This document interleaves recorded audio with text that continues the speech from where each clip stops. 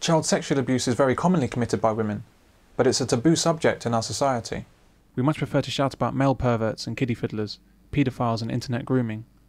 It's a comfort to us that our children are always safe in the hands of women. That's why priests come under easy fire for child abuse, for example, but never nuns, even though nuns have far greater access to children than priests. So is there such a thing as a female paedophile?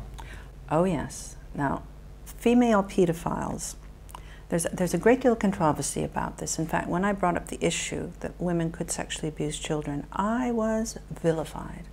I was cast out of the sisterhood. I was no longer a good feminist because sexual abuse had to be under the guise of male power. And if I had a significant number of women who were sexually abusing children and I knew about these women, then that messed up the male power thing. And surely if women were going to abuse children, then they had to be doing it under the thumb of a man. A man had to be telling them to do it. They've been able to disguise their abuse, I think, more cleverly than men have. And society doesn't want to believe that there are female abusers. It's easier to think it's a nasty man. I was one really sad man who rang me up, who was he had custody of his 12-year-old daughter, and she told him that her mother had abused her. He took her to social services. It wasn't a court case, it was after the court had decided he was going to be the father. He was going to be the custodial father. Took it to social services, and they accused him. They wouldn't let him leave. They threatened to take the daughter into care. He said, he wrote a letter, a very poignant letter, which I still have, where he said, if I'd been a woman walking in there and saying that my husband sexually abused my daughter, he said, I would have been given cups of tea, I would have been talked to, I would have been taken seriously, but because I was a man doing this, I wasn't taken seriously. I do know, for example, at rape crisis centers, when I was trying to find places for men who'd been abused by women to talk, it was okay for women who'd been abused by women to call rape crisis center. They would talk to them, but they would not talk to men who had been sexually abused by women. And that hasn't changed a whole lot. There's still very few places for male adult survivors to go to get help if they've been abused by a man or a woman. One argument against even the idea of female paedophiles is that women don't have penises, and so can't really do anything too serious. Women tend to use objects, broom handles, bottles. One woman said that she was sexually abused by rose stems with the thorns still on, being stuck up. Women can be quite cruel using objects, but they're still after their own sexual gratification. So it's kind of, you know, it's just actually, it's just a physiological thing, the difference. Women have sex with these children, but this paedophilia doesn't exist according to the NSPCC and our media.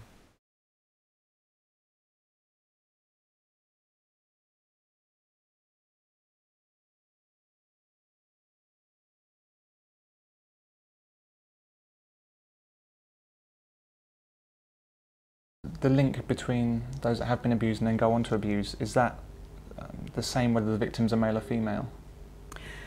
It does seem to be, the women that I know who have sexually abused children do seem to have been abused in their childhood. I talked to one of them who said, oh, I just want to have sex with kids because sex with children is beautiful. It's non-threatening. It's what happened to me when I was a child. So I think that the link of adult female abusers with abuse in their childhood is the same as a link with adult male abusers.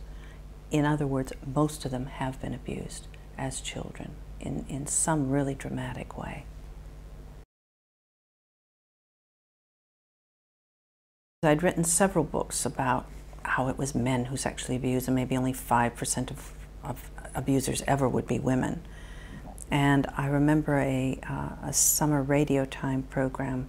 You know, in the summer, they're desperate for something to talk about, and everybody's out of town anyway. So this one presenter rang me up and he said, come on and talk to me about any cases of female sexual abuse you might have. Well, at that point, I only had maybe 10 or 11 or 12, I can't remember. So I went on this program and I talked about women abusing, and it opened up a floodgate. We had tons of telephone calls into the program from adults who thought they were the only ones. And then by the time I got back to my office, we had even more. And it kind of was a snowball effect. It was like when we first started talking about sexual abuse at all, when the adults would say, I never knew it happened to anybody else. I didn't know that, you know, my dad or my uncle or somebody abused me. I didn't know anybody else did this. Same thing was happening with women. You know, it was men and women ringing, saying, I was abused by my mother, by my aunt, by a nun, by a teacher, by, you know, all kinds of different people. I was shocked.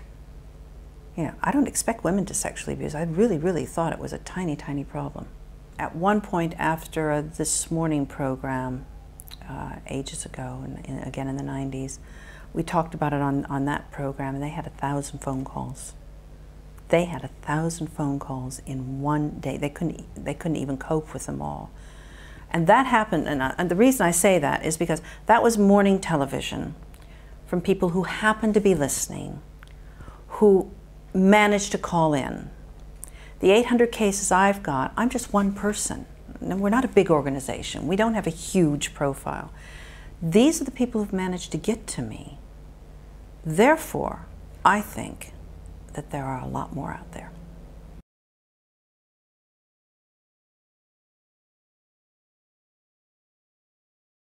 We had a conference about this eventually in, I think, 94, maybe earlier. 400 people applied to come to this conference. It was a huge conference. But 30 people, between 20 and 30 people came, dotted themselves in the audience, and tried to disrupt it. They were yelling that, you know, why was I paying attention to women? It wasn't women. I was taking the attention away from men. One of the women who was going to talk about her own abuse, who was now helping others, then couldn't face the audience. So you had this uproar. You had people in the audience turning on these women who were standing up saying, sit down, we want to hear about this. And you had them shouting, and it was absolutely strange. And very sad, because it was like, don't tell me this information, even if it's true, because I don't want to hear it. And if those women who came along to our conference had had anything to do about it, nobody else would have ever talked about it. It would have just gone away.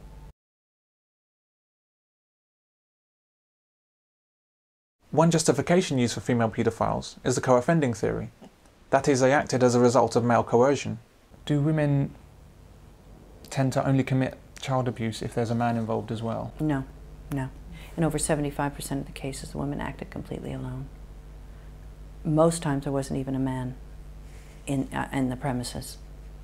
So, you know, the excuse, and it's interesting about us as women, because we're quite willing to accept that we are a superior breed and that we do everything right, but quite unwilling to accept that we could do anything quite as horrible as this. So it's, you know, it's really not us. I know there are plenty of women who commit paedophilia, and they get away with it because of the mother expectation, because of the image that they can use of the motherly type. So a woman can go to a schoolyard quite happily and watch the children go by, but if a man does, there's something perverted going on there, and that's how a lot of older female paedophiles get away with it and continue to get away with it, and they will do, because we're letting them. If we think about women and men in that way, then we're making it easier for them to. The same brush has been used to paint all men. You know, watch out for men. It's a bad message for men, it's a bad message for kids, and it's an untrue message, and it's statistically not sound. Sexual abuse by women has the same foundation as that committed by men. They've generally experienced childhood abuse themselves. Women are not immune from turning into abusers, as we like to think. By pretending that female paedophiles don't exist, we have little protection from them. Yeah, women who sexually abuse children like to have jobs where they're around children. Nursing, teaching, daycare, things like that. You really don't think twice I mean, most parents don't think twice about leaving their children in care of a woman. They do now think twice about leaving their child in care of a man. Again, I think that that's wrong. But there you are. That's what's happening. So they will find jobs where they can get in contact. It's like an alcoholic in a bar. Yeah. If you can possibly, if you've got an addiction, and this is an addiction, then you will go to some place that you can actually practice your addiction.